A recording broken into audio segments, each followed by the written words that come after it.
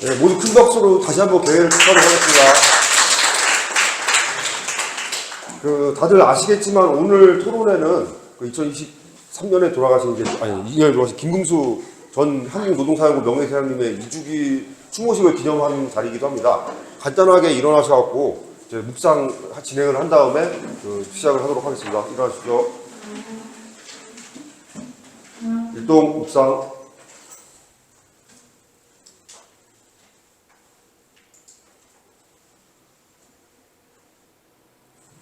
묵상 바로 앉아주십시오. 이제 토론회를 본격적으로 시작을 하겠습니다. 이원보 한국노동사연구소 명예이사장님으로부터 오늘 개회사를 듣고 바로 시작을 하도록 하겠습니다. 이사장님 박수 모시겠습니다. 네, 반갑습니다. 지금 소개받은 이원보. 지난 일요일날 마성에서 추모를 했는데 또 오늘 한다 보니까 이게 많을수록 좋긴 하겠습니다만 좀 번거로우기도 하고 여러 가지 끼치는 것 같기도 하고 하지만 워낙 돌아가신 분이 다방면으로 이 답이 넓어서 지금도 전혀 기억하지 못했던 사람도 저한테 문자가 와서 그런 못 받아 죄송합니다 인사도 오고 그래서 이 양반이 평소에 얼마나 열심히 했는가 아는 기회이기도 합니다. 제가 이 양반을 만난 점이 1971년입니다. 이거 지금부터 약 50년이 지납니다. 그리고 이건 고대 노예로 오셔서 노동문제연구소 오셔서 한국노총에 오셔서 그때 같이 이제 활동을 하셨는데 지금까지 이 양반이 50년대부터 활동을 했으니까요. 50년대 이후에 수많은 이 혁명가들과 또는 활동가, 운동가, 지식인, 학생 모두 포함해서 엄청나게 많은 분들이 치열한 투쟁을 통해서 이 사회를 바꿔보려고 노력을 했고 희생도 많이 당했습니다. 그래서 오늘날 우리 사회가 이만큼 발전한 것도 그런 분들의 노력이 밑바닥에 시키고 합니다.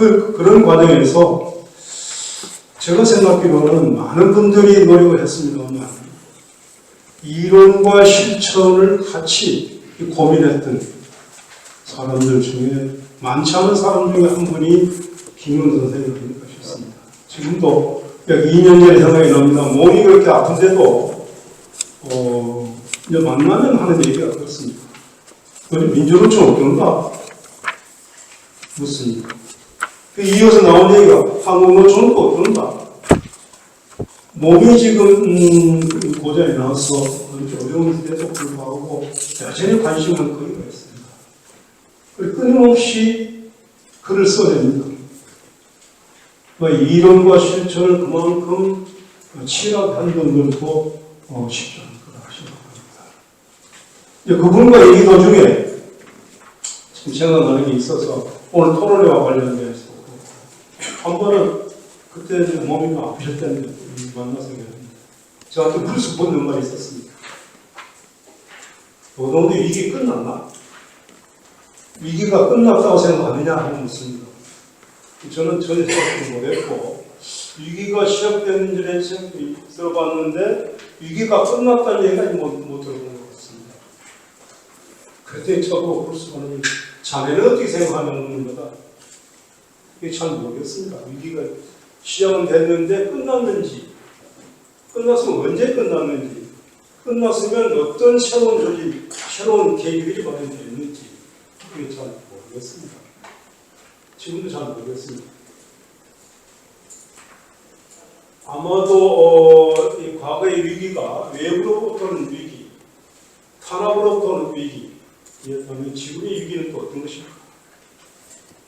그래서 아마 이런 위기 양상을 벗어나서 운동이 쉬운 어떤 계기를 마련해서 발돋움할 수 있는 것들을 위해서 많은 논의들이 필요하지 않을까 생각합니다. 얼마 전에 민주노총이 이 자리에 아마 2층인 것 같은데 위에서 토론을 한다고 해서 얼핏 들어봤어요. 여기 우리 정성희 동지도 발표했던 것 같은데 이런 논의의 장이 자주 마련돼야 되는 거 아닙니까? 우리 노동사회연구소가 그런 출발점이나 계기를 만드는 또는 촉진하는데 역할을 하고 있다고 생각합니다. 오늘 계기로 해서 그걸 좀 많은 고민들이 있어 왔습니다. 오늘 계기로 해서 특히 이제 김근 선생이 이론과 실천을 겸비해서 노력했다는 점을 이제 우리가 상기하면서 오늘 이 토론이 촉진적으로서 운동이 어떤 방향으로 가야 할 것인가, 조직, 투쟁, 이념, 노동, 정치 전면에 걸쳐서 어떻게 가야 할지에 대해서 한번 깊이 생각하는 중요한 계기가 됐으면 좋겠고, 그래서 그런 논의 틀이 또는 형성이 됐든 또는 자주 우연히 이루어지던 그런 계기들이 자주 마련되어서 운동이 활기차게 재개할 수 있는 계기가 됐으면 좋겠다. 그리고 오늘 나오신 토론자분께서 그런 진정성을 담아서 많은 대안을 제시할 수 있으리라, 해주시리라 그리고 믿고 잘 부탁드리겠습니다. 고맙습니다. 예, 긴 호흡으로 전환을 성찰하다고 말씀해 주셨던 것 같습니다. 오늘 이제 김근 선생 2주기 추모 토론의 주제는 다중위기 속 노동운동의 길인데요. 아시겠지만은 뭐 한 10년 뒤가 어떻게 될지 모르는 굉장히 큰 불확실성과 변화의 시기를 살아가고 있는 것 같습니다. 노동운동이 그 속에서 어떤 역할을 해야 되는지 좀 더 명철하게 좀 방향을 세우기 위해서는 우리가 겪고 있는 위기들을 좀 더 구분하고 통합해서 살펴볼 필요가 있겠다. 그런 맥락에서 우리가 겪고 있는 위기 중에서 어떤 기후위기, 인구위기, 그리고 또 디지털 전환으로 인한 위기, 산업구조 전환으로 위기, 뭐 그런 것들을 좀 오늘 같이 모여서 좀 논의해보는 자리를 마련했는데요. 오늘 토론회는 일반적인 토론회와 달리 뭐 지정 토론자 없이 발표자들께서 충분히 이제 내용을 발표하신 다음에 여기 있는 분들의 의견을 담아서 사회자께서 토크쇼 비슷하게 북토크 비슷하게 좀 질문과 응답으로 진행을 하실 겁니다. 사회자로는 노광평 공공상생연대기금 이사님께서 맡아주셨고요. 발표자는 이문호 워크인 조직혁신연구소 소장님, 이정희 한국노동연구원 선임연구위원님, 김유선 한국노동사회연구소 이사님 맡아주셨습니다. 네 분 박수로 모시겠습니다. 네, 반갑습니다. 오늘 사회를 맡은 노광표라고 합니다. 제가 최근에 감기에 걸렸고 어제 임플란트를 하나 했더니 조금 정신이 없는데 긴장감을 가지고 진행하도록 하겠습니다. 오늘 한국노동사연구소에서 프리드리 에버트 재단 후원으로 약 한 10개월 정도 다중위기 속의 노조운동의 방향이 무엇인가라고 하는 주제를 가지고 연구 작업한 아마 성과를 가지고 토론회를 개최하게 됐습니다. 과거에도 위기가 많았지만 과거의 위기는 좀 일시적이고 국면적인 상황이었다고 하면 지금의 위기는 복합적이고 또 장기적이고 또 체제 전환적인 위기의 성격을 가지고 있다고 생각합니다. 또 우리나라는 후진국의 선진국으로 도약하면서 기후위기의 피해자이기도 하지만 기후위기를 만든 악당으로 몰리기도 하는 상황 속에서 노조운동이 이런 위기들 속에 어떤 활로를 찾아 나갈 것인가 고민되는 시기인데 다 참석하신 분들이 토론자라고 생각하시고 발제를 듣고 질의응답 후에는 서로 이렇게 토론하는 방식으로 진행하도록 하겠습니다. 발제는 세 분이 진행을 해주실 텐데 한 분당 한 20분에서 25분 정도 시간을 드리도록 하겠습니다. 이문호 박사님 시간 그 정도 충분하시죠? 예. 그래서 20분에서 25분 정도 하고 질문 받은 다음에 오늘 발표하신 분들 다 모셔서 토론을 진행하도록 하겠습니다. 그러면 다들 세 분이 글로도 쓰시고 또 PPT로 준비를 해주셨는데 첫 번째 주제는 디지털 전환과 노조의 대응 과제입니다. 워크인 조직혁신연구소의 이문호 소장님 힘찬 박수로 맞이하도록 하겠습니다. 네, 오늘 첫 번째 발제를 맡은 이문호라고 합니다. 저희가 맡은 주제는 디지털 전환과 관련된 부분인데요. 이게 이제 새로운 어떤 연구 결과라기보다는 지금까지 그 연구했던 국내 여러 논문과 연구 자료들을 좀 종합해서 지금까지 이제 단편적으로 흩어져 있던 그런 그 디지털 관련 논의의 조각들을 좀 종합적으로 캐치업해서 노조가 종합적 판단을 해보고 새로운 대응 전략을 좀 포괄적으로 어떤 방향으로 가야 될지를 논의하고 있는 목적입니다. 그렇게 일단 서두를 말씀드리고요. 제가 오늘 지금부터 20분 정도, 25분까지 시간이 주어져 있는데 네 가지 일단 그 노조의 상황을 어떤 상황인지 지금 디지털 전환 관련해서 상당히 한번 간단히 한번 들여다보고 그 다음에는 디지털 전환이라는 그 다음에 노동세계에 어떤 영향을 미치고 있는지 그리고 나서 대응 전략에 대해서 말씀드리도록 하겠습니다. 먼저 지금 현재 디지털 전환과 관련된 노조는 상당히 지금 모순적 판단, 그 다음에 딜레마 이런 식으로 표현을 해야 되지 않을까 생각이 드는데 일단 지금 그 한국노총에서 조사한 건데 노조 간부에 대해서 4차 산업혁명에 대해서 어떻게 평가하느냐 이렇게 물어봤을 때 일단 일자리 줄어든다, 비정규직 늘어난다, 빈부격차 심해진다 이 부정적 판단 4차 산업혁명이니까 70 내지 80 일자리 문제는 거의 90%가 부정적으로 판단합니다. 그러나 또 다른 한편으로는 인류에게 혜택을 줄 거다. 경제 신성장 동력으로 작용할 거다. 그 긍정적 판단도 70%가 넘습니다. 이렇게 긍정적 판단과 부정적 판단이 보험되어 있는 이런 모순적 상황에 놓여 있고요. 그런 모순적 상황 속에서 그 딜레마를 지금 느끼고 있다. 이거는 이제 기아자동차의 그 노조 간부가 인터뷰상에서 나온 얘기인데, 자, 우리 지금 4차 산업혁명 진행되고 있다, 우리 공장에. 자동화되어 가고 있고, 그 다음에 전기차가 또 등장이 되면, 많은 조합원들이 고용 불안을 느낄 거다. 그런데 이에 대한 무조건적인 반대도 어렵고, 경쟁력. 이런 것 때문에. 그래서 기술이 발전하면 노동자의 입지는 점점 축소될 수밖에 없다. 이런 어떤 딜레마적인 상황. 문제는 뭐냐면 이 딜레마적이고 모순적인 상황에서 어떻게 우리가 튀어나와야 될지 이것을 저희들이 한번 고민해봐야 되지 않을까 생각이 듭니다.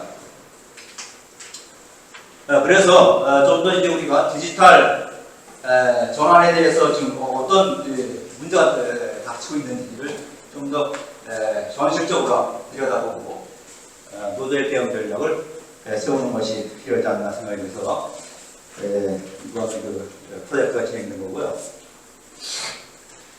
일단 디지털 전환이란 무엇인가에 대해서 일단 역사적 맥락을 좀 살펴보게 되면 지금 4단계로 구분한 것은 보통 이제 4차 산업혁명 개념 속에서 12국을 4단계로 구분이 되는데 지금 우리는 사실 따지고 보면 정확히 얘기하면 디지털 전환은 여기 70년대 초반이지 초 이후 극소전자 발전과 함께 이제 컴퓨터하고 자동화가 이제 공급가 됐는데 이때가 사실 디지털화가 시작이 됐다고 볼 수 있습니다.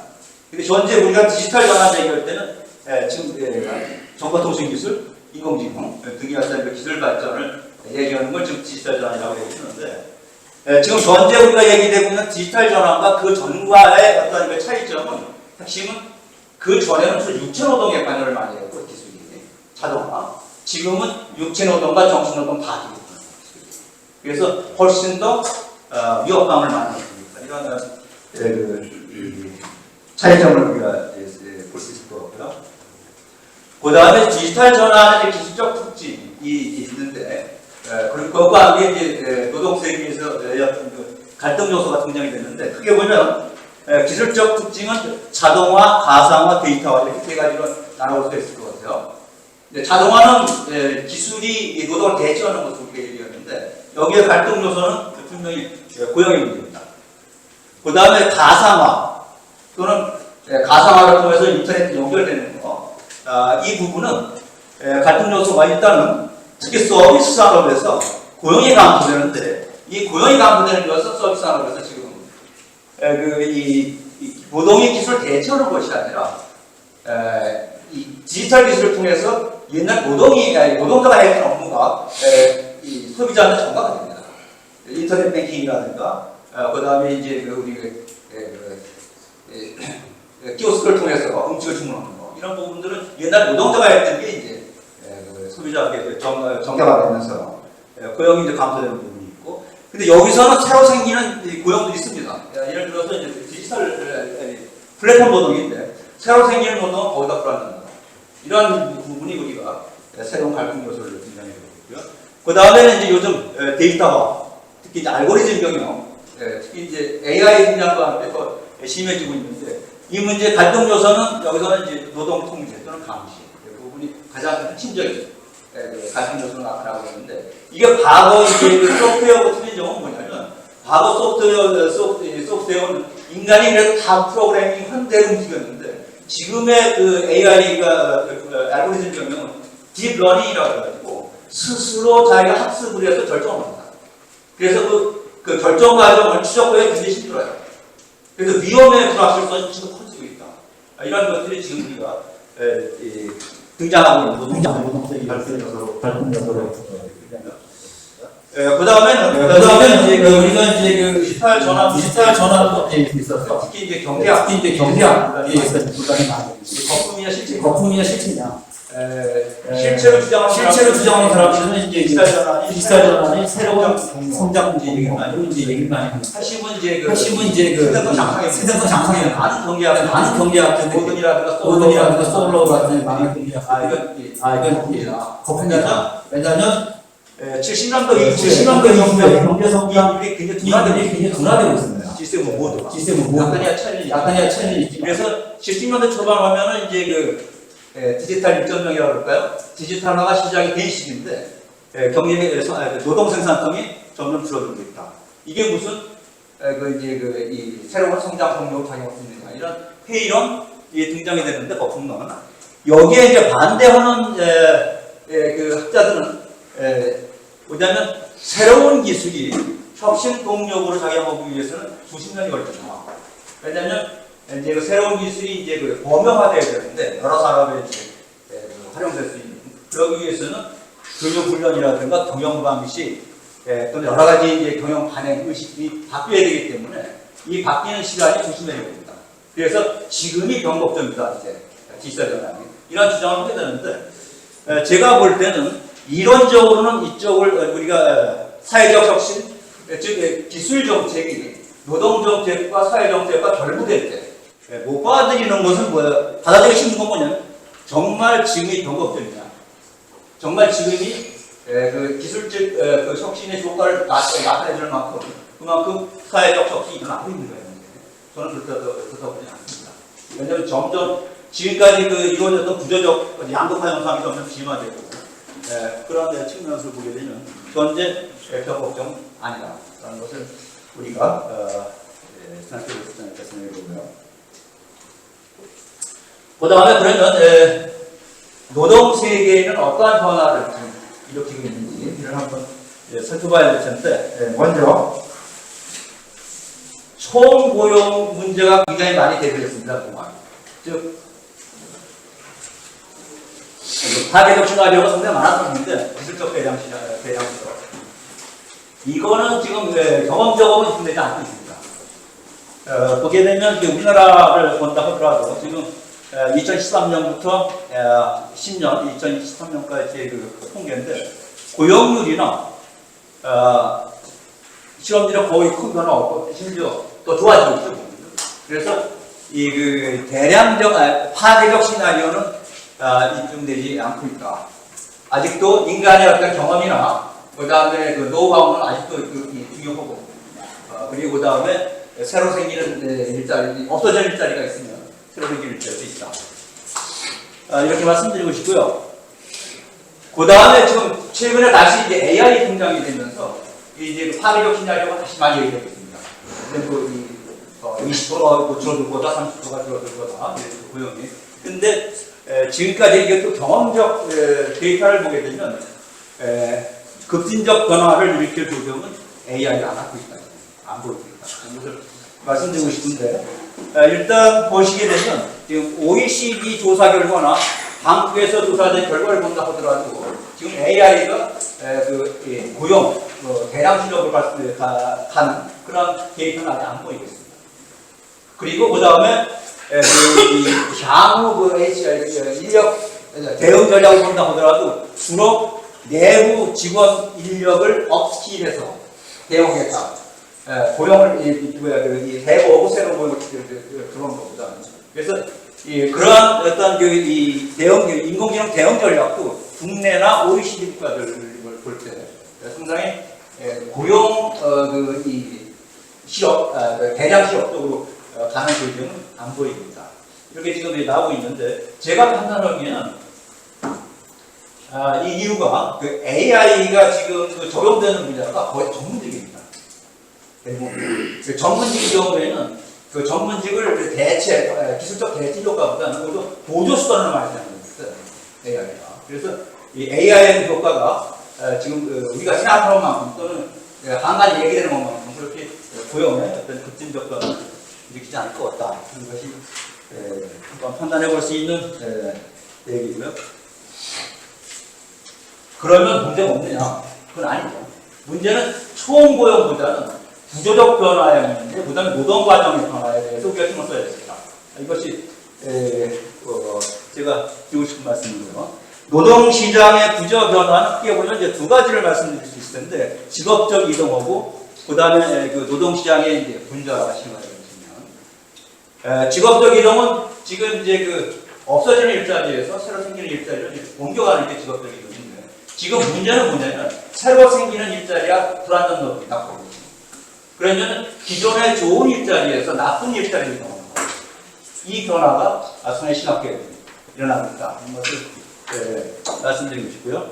그 다음에 노동시장의 분절화 문제는 우리가 많이 했던 문제죠. 이 플랫폼 노동 같은 경우에 이 노사 관계가 없어서 노사 관계가 없는 영역에서는 이제 노동시장의 유연화라든가 분절화가 굉장히 심화됩니다.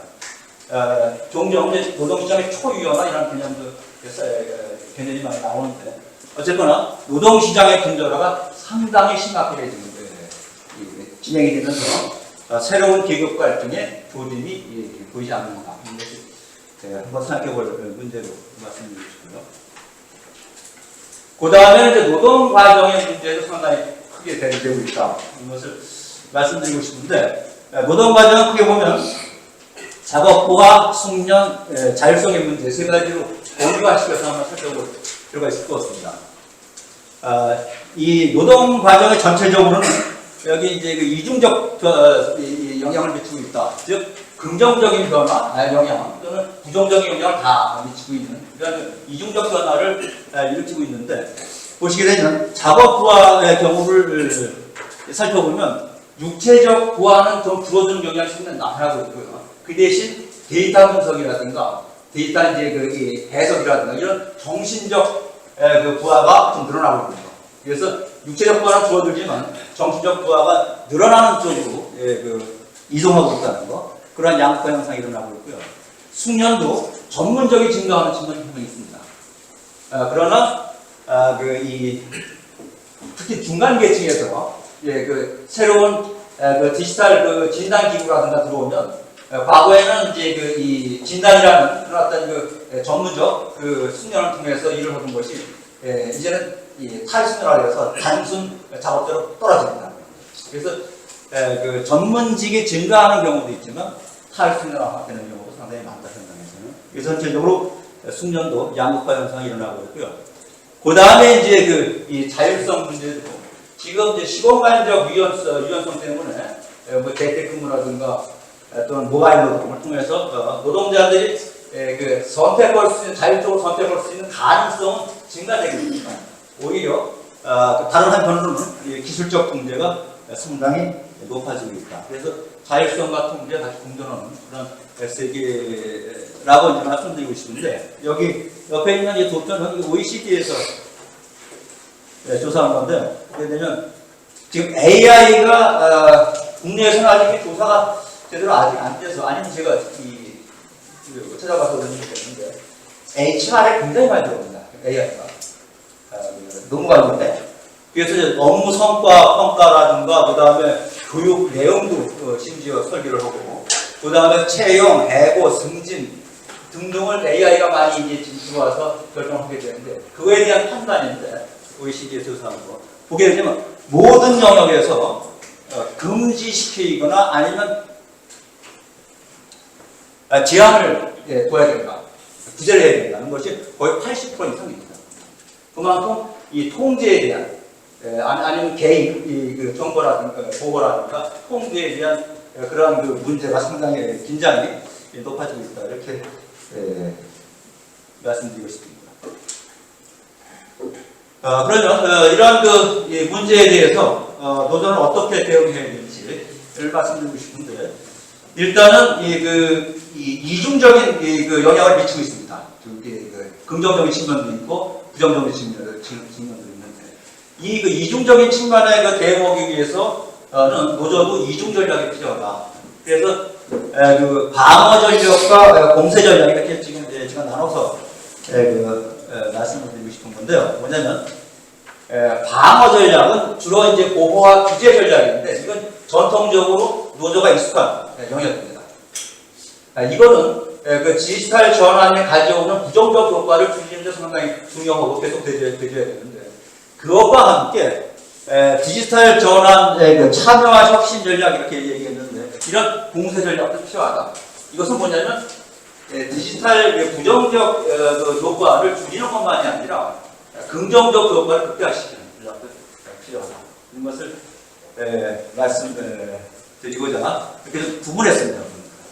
근데 지금까지 우리 그 노조의 그 행동은 전략은 이제 방어 전략에는 상당히 관심을 보이는데 이 공세 전략, 참여 혁신 전략 이쪽 분야에서는 상당히 좀 소홀하고 내지는 약점을 보이지 않나 그런 생각을 해봤고요.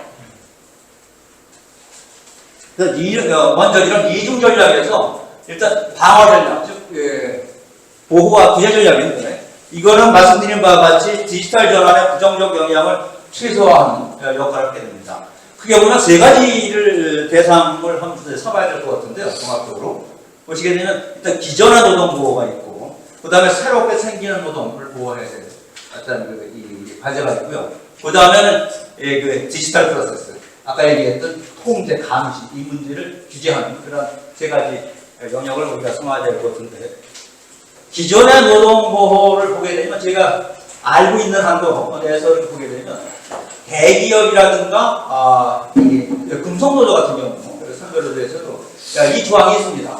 신기술이 들어오면 통보를 하고 노조에다가 그리고 그 다음에 고용 문제를 같이 협의해라 이런 어떤 조항이 있고요.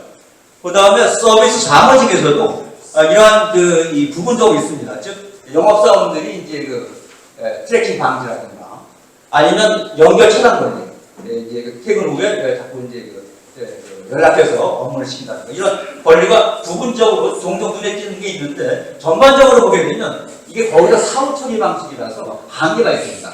사전에 이 결정되기 전에 사전에 협의하는 것이 아니라 일단 이 신기술이 들어온 다음에 사후 처리하는 방식. 이건 사후 처리하게 되면 이게 변화하기가 굉장히 힘듭니다. 그래서 이제 협의가 된다 하더라도 이제 한계가 있고요.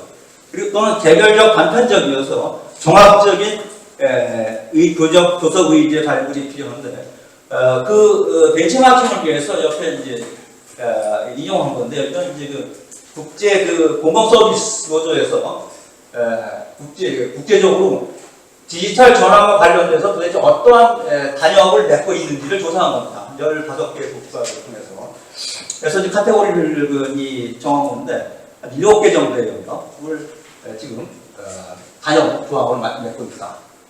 상당히 종합적인 관점을 통해서 지금 정리가 된 건데요. 우리도 이런 것들 좀 학습을 통해서 디지털 관련된 단역 의제 개발하는 데 도움이 되지 않을까 생각합니다. 그 다음에는 이제 새로운 노동보, 그런데 특히 이제 플랫폼 노동 보호 문제인데, 플랫폼 새로운 노동은 지금 교섭이 어려워서 일단 우선적으로는 법 개정 쪽으로 방향 잡아야 되는데 요즘 오분류 수정이라든가 노조법, 생산적 개정, 또는 일하는 사람 기본법 등 상당히 많은 그 법적, 제도적 개선 논의가 있는데 이 논의가 서로가 상충되지 않고 서로 보완적이 될 수 있도록 종합적으로 한번 체계를 세우는 것이 필요하지 않나 생각이 되고요. 특히 이제 해외에서는 이제 특히 그 유럽 연합의 플랫폼 노동 그 지침 같은 것들도 우리가 고려를 해봐야 된다고 생각이 됩니다. 다음은 이제 디지털 프로세스 이제 규제의 문제인데요. 이게 노조가 가장 취약한 부분입니다. 이 부분이. 지금 이 AI가 들어왔을 때 어떤 식으로 구조를 해야 될지 이게 상당히 지금 거의 무방비 상태로 놓여 있는데 여기서 우리가 해외 사례를 참조할 필요가 있지 않을까. 그래서 독일의 이제 그 사업장법이라든가 통합서비스 노조 그리고 이제 EU의 지금 그 지난 5월달에 발표된 인공지능법 등을 우리 참조하면서 지금 거의 대응하지 못하고 있는 이런 디지털 프로세스 규제에 대해서 한번 고민할 필요가 있다 해서 말씀드리는 거고요. 그 다음에 이제 공세 전략인데 공세 전략은 다른 식으로 얘기하면 긍정적 효과를 극대화시키는 전략입니다. 그래서 혁신적 전환 정책을 개발해서 참여를 통해서 실현시키는 이러한 그 전략을 얘기하는 건데 따지고 보면 이게 노동이 전환의 대상이 아니라 노동의 주체가 되는 이런 전략이라고 우리가 생각할 수 있을 것 같습니다. 그래서 먼저 이제 혁신적 전환 정책을 이제 개발해야 되는데 이 부분도 우리가 우리 모두가 조금 지금까지 등한시해온 영역이 아닌가 생각이 듭니다. 이 지금 이 사치로 담론이 거의 기본적인데요. 지금 전에 가보면 경쟁력 담론입니다. 우리가 어떻게 경쟁력을 키워서 고용을 이제 안정을 시키고 임금을 높일지 이런 경쟁력 담론인데 여기에 대응하는 그 노동의 인간화하고 경쟁력을 결부시키는 이런 그 담론을 또는 이 정책 모델을 우리가 개발해야 되겠다는 것이 강조하고 싶은 부분이고요. 여기서 벤치마킹을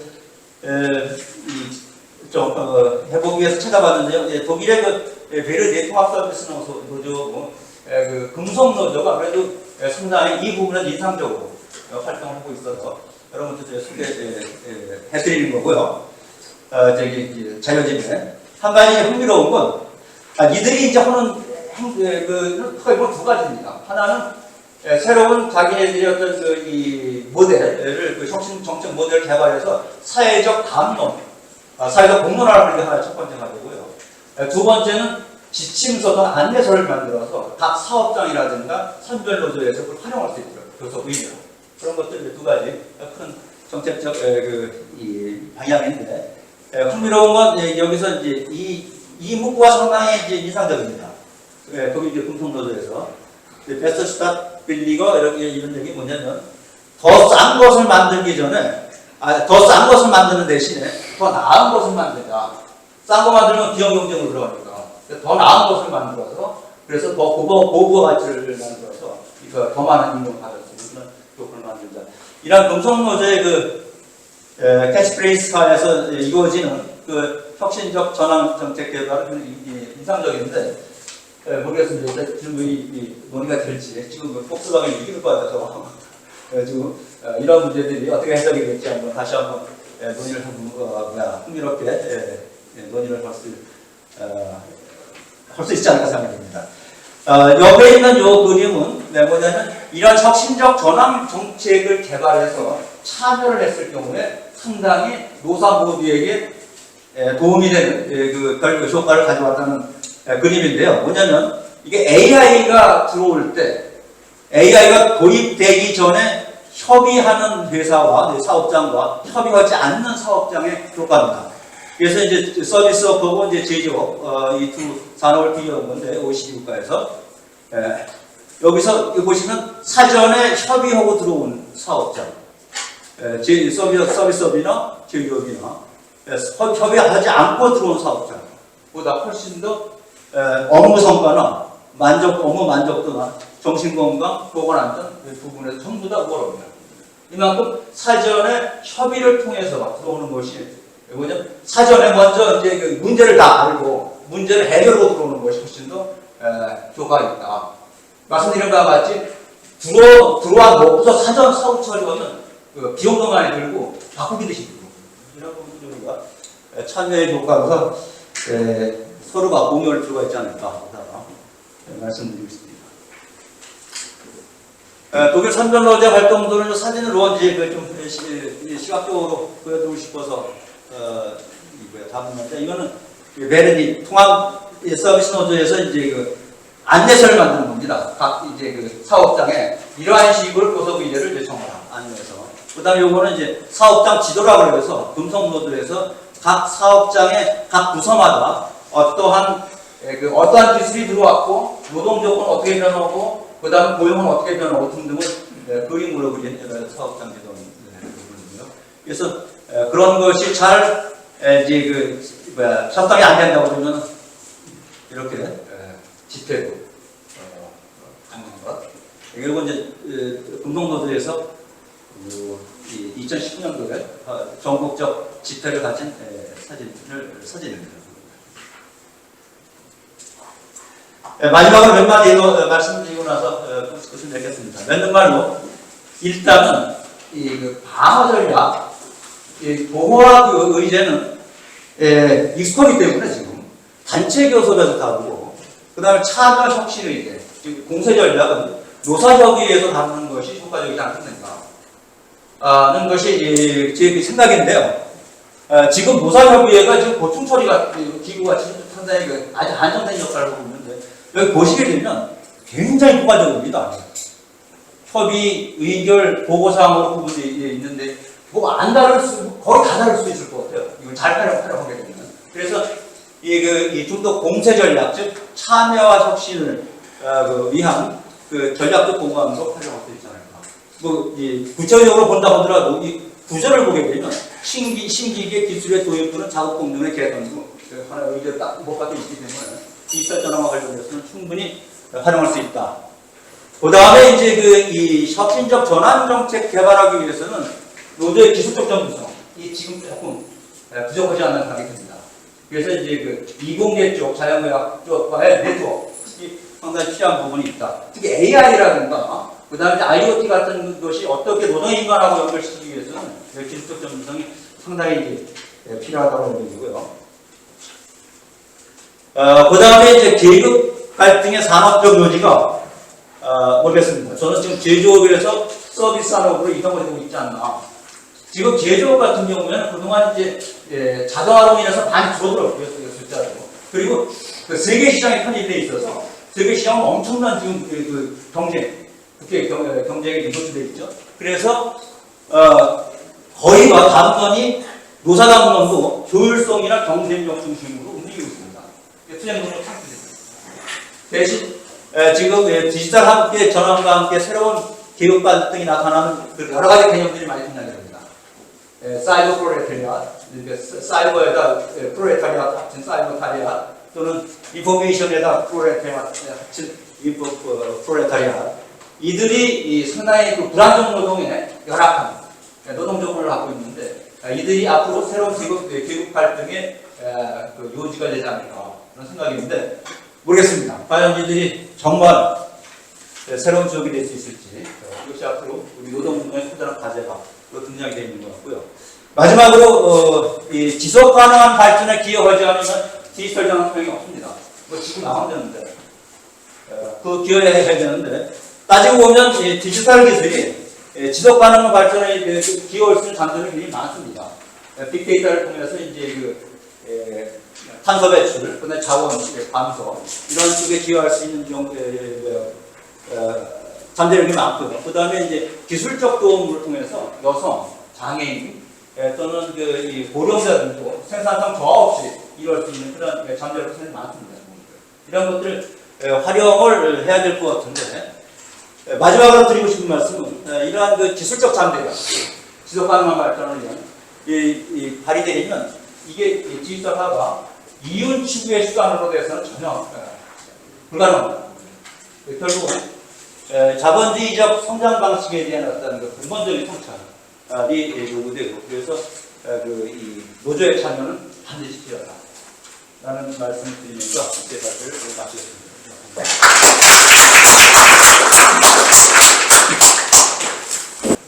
예, 시간도 정확하게 맞춰주셨고 방대한 분량을 아주 일목요연하게 설명해 주신 것 같습니다. 여러분들 자료집 49쪽 보시면 소결 내용에 이 디지털화가 노동운동에 미치는 영향과 노조운동의 과제를 8가지로 정리를 해 놓으셨습니다. 한번 그 참조하시면 첫 번째로는 디지털화에 따른 파괴적 시나리오는 아직 확인되어 있지 않다. 그렇지만 노동정책 영역에서는 총고용보다는 구조적 변화에 신경을 써야 되고, 세 번째로는 디지털 전환이 노동과정에 미치는 영향은 이중적이어서 한편은 숙련을 배제하고 다른 한편으로는 재숙련화의 계기가 될 수 있다. 그다음에 네 번째로는 이런 변화에 맞춰서 노조의 전통적인 역할과 함께 새로운 참여 혁신의 전략들이 필요하다라고 하는 말씀을 해주셨습니다. 일단은 대안을 보면 근로는 선명한데 한국의 노조운동 경실을 보면 어디부터 출발을 해야 될지 조금 답답한 심정도 듭니다. 이따가 우리 사회 속에서 디지털 전환, AI가 어떤 영향을 미치고 있고 또 그 부분의 부정적인 효과를 없애기 위해서 무엇을 준비하고 노력해야 될 것인가 같이 논의가 됐으면 좋겠습니다. 질의는 이따가 종합적으로 받도록 하겠습니다. 그래서 자료집에 메모를 하셨다가 혹시 이해가 잘 안 가는 거나 또는 확인해야 될 것들이 있으면 질문을 해주시기 바랍니다.